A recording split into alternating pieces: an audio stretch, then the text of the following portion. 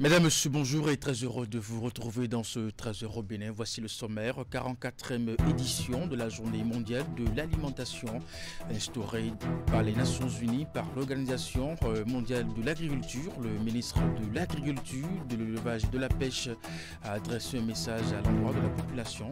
La substance de son message est à suivre dans un instant. Et dans la suite de notre feuilleton du mois, c'est la grande colère dans le rang des transporteurs de Djougou. Depuis des mois, les activités sont en berne, leurs camions sont immobilisés, aucun marché en vue face aux charges qui, elles, sont permanentes, sinon croissantes au regard de cherté de la vie et la morosité économique. Les transporteurs expriment leur inquiétude dans ce 13h au Bénin. Et puis enfin, après avoir manqué les deux derniers rendez-vous de la CAN, les Guépards du Bénin jouent leur dernière chance qualificative face aux Amavubi du Rwanda à Kigali tout à l'heure, comme temps pour le match retour de la 4e journée des éliminatoires de la Coupe d'Afrique des Nations Maroc 2025. Un duel qui s'avère décisif. Vous verrez en fin d'édition ce que pensent les citoyens sur les chances du Bénin de se qualifier à la CAN Maroc 2025. Voilà pour vous le sommaire de cette édition. À nouveau bonjour et bienvenue si vous nous rejoignez à l'occasion justement de la 44e édition de la Journée mondiale de l'alimentation instaurée par l'Organisation des Nations Unies pour l'alimentation et l'agriculture. Le ministre de l'Agriculture, de l'élevage et de la pêche, Gaston Kossi-Dossoui, a adressé un message à l'endroit de la population. Je vous invite à suivre. Cet appel conforte bel et bien la vision du président de la République, son Excellence le président Patrice Talon, pour le secteur agricole. En effet, la mise en œuvre du plan stratégique de développement du secteur agricole, puis les plans nationaux d'investissement agricole et de sécurité alimentaire et nutritionnelle ont permis de doter cette vision d'une boussole et d'importantes ressources financières pour engager plusieurs actions porteuses de résultats satisfaisants, à n'en point douter, toutes choses qui relèvent et qui révèlent donc une position avant-gardiste du Bénin face au thème de l'année.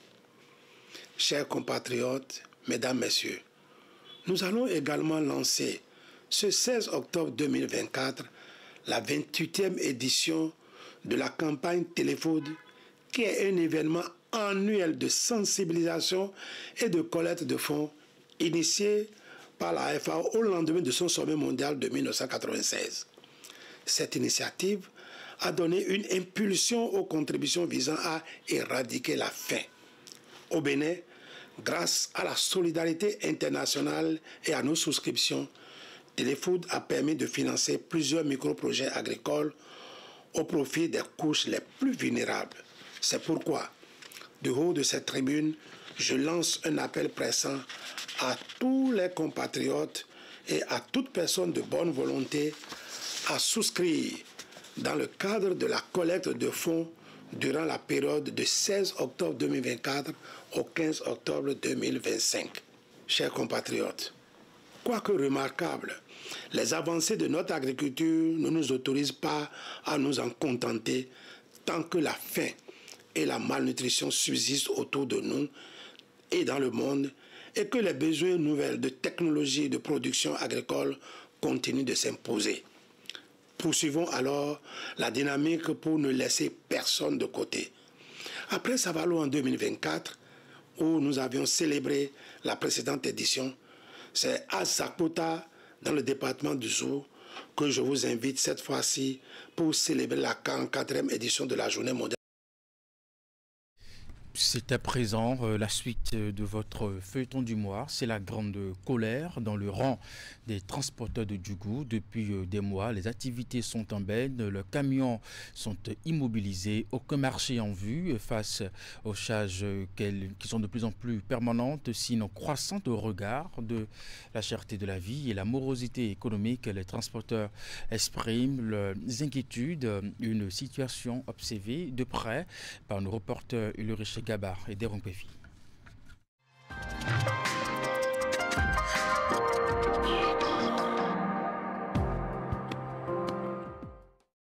Des camions abandonnés depuis un long moment. Le temps est passé si vite que de hautes herbes bercent désormais cet amas de ferraille. C'est l'état dans lequel végète actuellement le parc gros porteur de Djougou. Tout camion qui est garé ici, c'est en forme. Les camions qui sont gâtés, ils se trouvent dans les garages. Ici, c'est le parking gros porteur à Djougou ici. Et ce n'est pas ça là seulement. Il y a certains même là qui n'arrivent même pas à connaître, ils amènent ça dans les vents à côté de leurs maisons. Ce n'est pas tous les camions que vous voyez ici qui sont les camions de Djougou. Hein. À Djougou, on peut compter jusqu'à 2000 camions. Nous avons des conducteurs qui conduisent, on les paye pour nourrir les familles. C'est une aide pour l'État. Nous sommes en train de aussi participer pour que notre pays puisse être bon. Aujourd'hui maintenant, voilà qu'il n'y a pas de travail. Les camions sont garés là. Au même moment, les taxes sont en train de s'augmenter.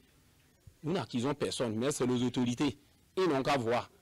À première vue, l'on se croirait dans un cimetière de véhicules gros porteurs. Mais selon les transporteurs, ces véhicules parqués depuis des mois sont tous opérationnels. Nos camions sont garés ici, bien en forme. Ils sont prêts à voyager, mais il n'y a pas où aller. Sans le transport, celui qui est au bureau là ne peut pas faire ce qu'il est en train de faire. Alors que même si le bateau est venu accoster au port, si sans les conducteurs là, on ne peut pas faire ce qu'on va faire. Même les ordinateurs qui sont dans des bureaux, les gens sont en train d'utiliser là. Ça bat des transporteurs, tout ça là marche. Aujourd'hui, nous parlons de Kitivé, le ministère du Développement rural parle de Kitivé. Si le question de transport ne marche pas, les gens ne peuvent pas Kitivé. Qu'est-ce qui va amener, qu'est-ce qui va prendre les produits, qu'est-ce qui va amener les intrants? Tout ça là, nous voyons que s'ils venaient de notre côté, comme aujourd'hui, les journalistes, on a eu la chance que les journalistes se sont déplacés pour venir nous voir. Il y a des réalités. Autrefois très actifs dans les convoyages de marchandises vers les pays de l'Interland, ces camions sont depuis un long moment contraints au silence du moteur. Un véritable manque à gagner pour la chaîne de transport au Bénin et surtout à Djougou, dont l'une des activités principales génératrices de revenus se résume au transport.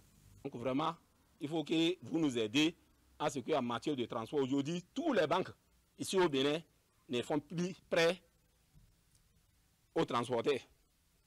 Ne font plus prêt. Quelqu'un qui a capital de 20 millions, 22 millions, 25 millions, un titan garé, qui ne trouve pas ce que sa maison va manger, qu'est-ce que ses enfants vont devenir? Du coup, ici, nous, on a pris notre métier comme transport. Du coup, on a plus de 90% qui est transporteur. Maintenant, tout le monde, tu vas voir quelqu'un qui a 2 ou 3 camions qui n'a même pas 5 000 pour manger dans sa maison. Comme ça. Parfois, maintenant, là, si ça te chauffe, il faut enlever un pneu pour aller trouver celui qui est mieux pour lui vendre, pour voir. J'ai les deux. On ne comprend même pas. Et c'est des millions qu'on a investis dans le camion, mais ça a laissé même, il n'y a pas de confiance, même au niveau des banques. Si tu es transporteur, tu veux faire prêt, là, ils ont dit non. On ne peut pas passer, même si tu fais prêt, tu ne peux pas payer. Colère, frustration, mais résignation. Les transporteurs croisent les doigts pour un retour de la situation à la normale. Ils implorent le gouvernement à se pencher résolument sur leur cas afin que le sourire revienne sur ses lèvres trop longtemps séchées par la faim et la colère.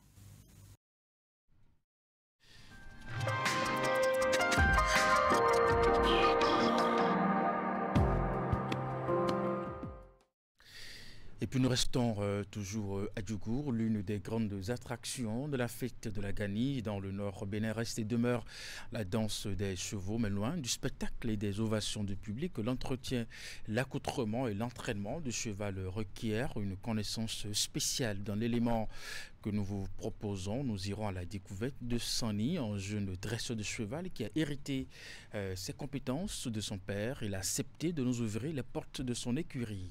Voici le reportage. Très occupé à soigner l'image de son cheval, Sani s'apprête pour une petite parade. Ce jeune dresseur de cheval a accepté de nous montrer les coulisses de son écurie à Djougou. Il est conscient que la réussite de la parade dépend également de la présentation du cheval. Mais avant l'esthétique, c'est la sécurité et le confort du cavalier qui sont assurés.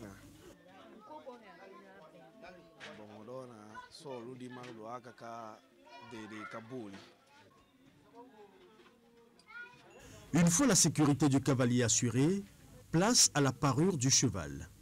Il s'agit ici de décorer la monture afin qu'elle soit la plus élégante. Toutes ces parures traditionnelles sont fabriquées par Sani lui-même. Une fois le cheval apprêté, le jeune cavalier se retire pour aller s'accoutrer. Le voici de retour avec l'allure fière d'un guerrier authentique. Juste pour le plaisir de notre caméra, il accepte de nous montrer les derniers pas de danse de son cheval.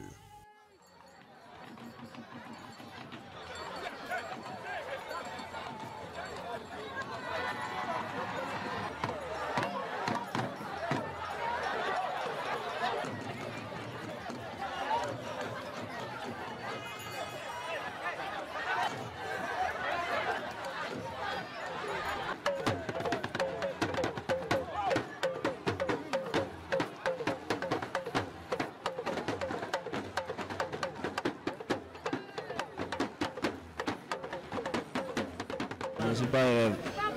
Mon travail, c'est faire des chevaux. C'est mon travail, ça. C'est moi qui fabrique d'habits là. Tout d'habits que tu vois là. C'est moi qui fabrique les chevaux. C'est mon papa qui fait. Et moi-même, j'ai appris de faire ça. Quand on vient demain, c'est demain la fête du gagnant. On fait ça. Et la fête de Tabaski, fête de baptême, il y a mariage, on monte. Quand c'est que vous allez venir là, si vous allez venir de louer, on peut vous louer ça. Ça dépend de ce que l'on veut quoi. Non, qu'il langue à faire, mais un peu de. Il y a des choses qui fait. Il y a plusieurs qui mettent un peu. Tu fais piquer avec ça. Avec ça, il fait travailler un peu. C'est ça. Quand j'ai monté comme ça, je vais à la course comme ça. Si j'ai gagné maintenant, bon, c'est mon. Cette incursion dans l'univers des dresseurs de chevaux explique bien le travail qui se fait en amont avant la Gani, la plus prestigieuse fête identitaire du royaume Batonou, où la danse des cheveux reste l'une des plus grandes attractions. Et pour cette année 2024, c'est le frère aîné de Sani qui décroche à Djougou le trophée du meilleur dresseur de cheval. Un trophée que le récipiendaire expose fièrement à travers une parade dans la ville, récoltant les félicitations et les encouragements du public. Sani, notre jeune cavalier, devra encore s'exercer davantage pour espérer décrocher ce trophée à la prochaine Gani. Dans un autre volet, nous sommes toujours dans le mois du consommant local et nous allons à la découverte de la gastronomie béninoise avec un plat typique. Il s'agit du djongoli ou du nyomli, comme on l'appelle communément. Esther Tofa est allée à la rencontre d'une promotrice de restaurant en ligne qui nous propose une version modernisée de ce mets traditionnel. Voici les images. Nous sommes dans la cuisine de Tertulé Gaffan pour la cuisson de notre purée de haricots à l'huile de palme et à la farine de maïs, djongoli ou nyomli chez les Fonds ou encore zampeti comme l'appellent les goûts. Ce plat traditionnellement fait avec du haricot, de l'huile de palme et de la farine de maïs a évolué au fil des années. Pour préparer le djongoli ou encore le nyomli, on aura besoin de l'haricot, soit le haricot blanc ou le haricot rouge. Aujourd'hui, on va faire le djongoli avec le haricot blanc. On aura besoin du piment, de l'oignon, de l'ail et de la friture, sans oublier bien évidemment la farine de maïs. Voilà très brièvement ce qu'on aura utilisé pour préparer le djongoli aujourd'hui. On a voulu faire un peu la différence et on ajoute du gésier pour pouvoir servir notre djongoli aux clients. Le haricot, matière première déjà cuite, place à la préparation proprement dite. On commence par écraser les condiments qu'on ajoute au haricot sur le feu. S'en suivra l'ajout d'huile de palme et de farine de maïs.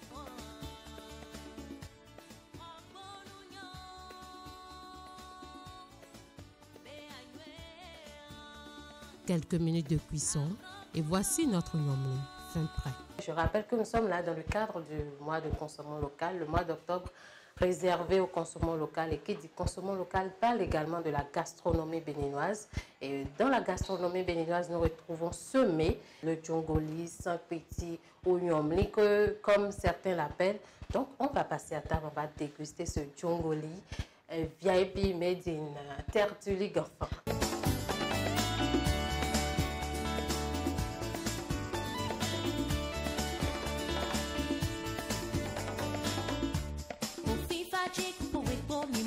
Le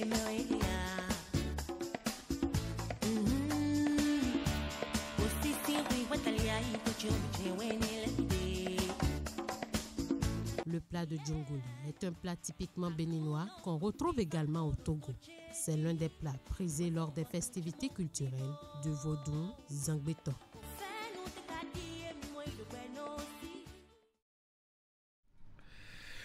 On parle politique à présent au regard des récentes agitations menaçant la cohésion nationale. L'église protestante méthodiste du Bénin a dédié spécialement la journée du dimanche dernier à la célébration de la paix. C'est à la faveur d'une messe d'action de grâce que le président et le collège de tous les pasteurs ont prié pour la quiétude et la tranquillité au Bénin. Chants et danses suivis de messages et de promotion de vivre ensemble. Ce sont là les moments forts de cette célébration au temple Ebenezer de Jéricho. Suivez le reportage de Jules Echo présenté par Juanita Adjadaou. L'union, l'entente et la concorde sont les messages forts qui découlent de cette célébration. Cette messe du renouvellement de la paix divine émane du président et le collège des pasteurs de l'église protestante méthodiste du Bénin. Une initiative qui consiste à célébrer non seulement la paix pour la patrie, mais aussi à rendre vibrant hommage aux vaillants soldats en charge de la sécurité au nord du pays. Plus que jamais, notre communauté nationale a besoin de faire de la paix une préoccupation de tous les instants. Car depuis plusieurs mois, le Bénin, notre pays, doit faire face à des assauts meurtriers des ennemis de la paix contre l'intégrité de notre territoire et contre la vie de nos populations, notamment dans la partie septentrionale. Et comme la paix est le socle de tout développement, le président national de l'Église protestante méthodiste interpelle le peuple béninois à la cultiver. Il invite également à travailler à éviter certaines déviances découlant de nos habitudes quotidiennes et qui portent entrave à la cohésion nationale. Peuple de Dieu, béninoises et béninois, le Seigneur nous invite aussi aujourd'hui à rechercher la paix de notre pays, le Bénin. Nous devons sortir des écrits qui apaisent et ne révoltent pas. Nous devons faire attention aux réseaux sociaux. Évitons des propos ou écrits diffamatoires qui intoxiquent la population et qui peuvent compromettre notre paix. C'est Dieu même, à travers le prophète Jérémie, qui a voulu que ses serviteurs prient régulièrement pour la paix du pays dans lequel ils se trouvent. Ce message de Jérémie, contenu dans le livre de Jérémie, chapitre 29, verset 7, nous invite donc à régulièrement prier, à prier constamment pour la paix de notre pays, la paix dans les foyers et la paix partout dans le monde. Une célébration qui aboutit à une exhortation à la préservation de l'esprit de tolérance et de respect de nos institutions. Cette prière d'insertion consacrée à l'enracinement de la paix au Bénin est dite dans toutes les communautés protestantes, méthodistes, officiant sur l'ensemble du territoire national. Dans la suite de cette édition, les agents communautaires du projet Ma Santé, Mes Droits reçoivent du matériel pour la mise en œuvre de leur activité. Ce n'est pas la première activité de plan international Bénin dans la droite ligne de la réalisation des objectifs de ce projet. Les boîtes à images et autres équipements du lot sont évalués à 13 millions de francs CFA. La cérémonie de remise aux bénévoles devant le responsable de coordination dans ce reportage de Imet Hélène Moussou. Le lot de matériel est remis aux acteurs communautaires impliqués dans la mise en œuvre du projet Ma Santé, Mes Droits de plan international Bénin dans l'ère d'influence d'Adjoun, composé essentiellement de kits d'information dont des boîtes à images sur la planification familiale, les violences basées sur le genre, mais aussi des cartes DCS. Les équipements vont permettre aux bénéficiaires de sensibiliser leurs pairs dans les communautés pour un changement de comportement. Les boîtes à images, les sacs, les affiches que nous remettons aujourd'hui à nos pères éducateurs sont des outils précieux qui permettront d'animer les discussions, d'éveiller les consciences et de transmettre des savoirs indispensables à notre communauté. Nous travaillons à contribuer à ce que le système de santé communautaire et familiale fournisse aux adolescents une éducation sexuelle complète et des informations dont les adolescents ont besoin pour vivre une vie sexuelle épanouie. Et par rapport à ça, nous avons 3 résultats, dont le deuxième concerne donc la mise en œuvre des informations au niveau des adolescents et des parents pour qu'ils puissent vraiment jouir de leur sexualité responsable. Alors, c'est à ce titre-là que nous avons élaboré des outils de communication pour qu'aujourd'hui on se retrouve ici pour une remise. Ciblés par cette activité, les agents communautaires concernés sont ceux des zones sanitaires Pobé à Djawere Ketou et à Djohou Bonou Dangbo. À l'occasion, ces derniers se sont engagés non seulement à utiliser à bon escient les matériels reçus, mais surtout à accomplir avec abnégation la mission qui leur est dévolue. Les boîtes à images que nous recevons aujourd'hui ne sont pas des simples outils pédagogiques. Elles sont des vecteurs d'information précieux, adaptés et accessibles, qui nous aideront à transmettre des messages clés sur la santé et des droits de nos concitoyens. Il est également essentiel de rappeler que notre action s'inscrit dans un cadre plus large visant à promouvoir les droits à chaque individu à une santé de qualité. Chaque parent doit avoir les clés pour comprendre non seulement les enjeux de la santé de ses enfants, mais aussi les droits qui y sont associés. Votre mission, chers éducateurs, consiste à transmettre ces valeurs et à encourager les parents à devenir des acteurs de la santé de leurs enfants et de leur communauté. Pour rappel, le projet Ma Santé Mes Droits est financé par l'Union européenne. C'est une approche d'éducation complète à la sexualité liée au droit à la santé sexuelle et reproductive avec les adolescents et adolescentes au sud-est du Bénin. Sur le terrain, l'ONG FADEC a su son opérationnalisation dans les zones d'intervention. L'appui financier public de l'État aux artistes et acteurs culturels reprend vie sous sa nouvelle forme. Les activités du Fonds de développement des arts et de la culture ont officiellement été lancées. L'annonce a été faite au cours d'une conférence de presse organisée par l'Agence de développement des arts et de la culture, ADAC à Cotonou, compte rendu Samira Toumeri. Ce fonds était attendu. Le Fonds de développement des arts et de la culture est opérationnel. Initiative de l'Agence de développement des arts et de la culture, ce fonds a pour but de soutenir et contribuer à la promotion des industries culturelles et créatives en vue de leur développement socio-économique. Premier objectif, faire en sorte que cela réponde aux vœux, aux souhaits de l'ensemble des acteurs culturels. Il faudrait que le fonds arrive à transformer l'ensemble de l'écosystème culturel et artistique, appuyer les différents acteurs culturels pour les projets artistiques et culturels qu'ils veulent développer, faire rayonner le nom du Bénin à l'international et bien sûr à l'interne, et faire en sorte que le professionnalisme soit la donnée essentielle des pratiques artistiques et culturelles. Le Fonds de développement des arts et de la culture couvre toute la palette des disciplines d'expression artistique. Au cours de cette rencontre, un coin de voile a été levé sur ces disciplines. Et quelles sont les disciplines concernées? Nous avons les arts vivants, théâtre, danse, art de la rue, cirque, musique, humour, marionnette, conte, slam et j'en passe. Ça, c'est au niveau des arts vivants. Au niveau des arts visuels, nous avons les arts plastiques, nous avons le design, nous avons les arts urbains, nous avons la mode. Au niveau du cinéma, nous avons le court-métrage, le long-métrage, la fiction, le documentaire, l'animation. Au niveau de la littérature également, nous intervenons. Nous avons le roman, le théâtre, la poésie, la bande dessinée, les essais, les nouvelles.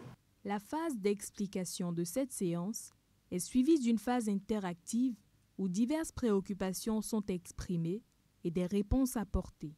Pour les acteurs culturels, le FDAC vient à point nommé. C'est une conférence que nous attendions depuis, je dis depuis, c'est au moins 2 ans. Je pense que c'est une très grande et belle bonne nouvelle que la DAC vient lancer au monde de la culture et des arts, parce que après la suspension du fonds d'aide ou du fonds des arts et de la culture, ce nouveau fonds qui arrive nous donne de l'espoir et nous donne de l'envie de reprendre du travail. Pour être éligibles, les projets susceptibles d'être financés devront remplir des critères bien définis. Le montant du financement varie selon la nature du projet, avec un plafonnement de 30 millions de francs CFA. Le premier appel à projet du FDAC aura lieu le 14 octobre prochain.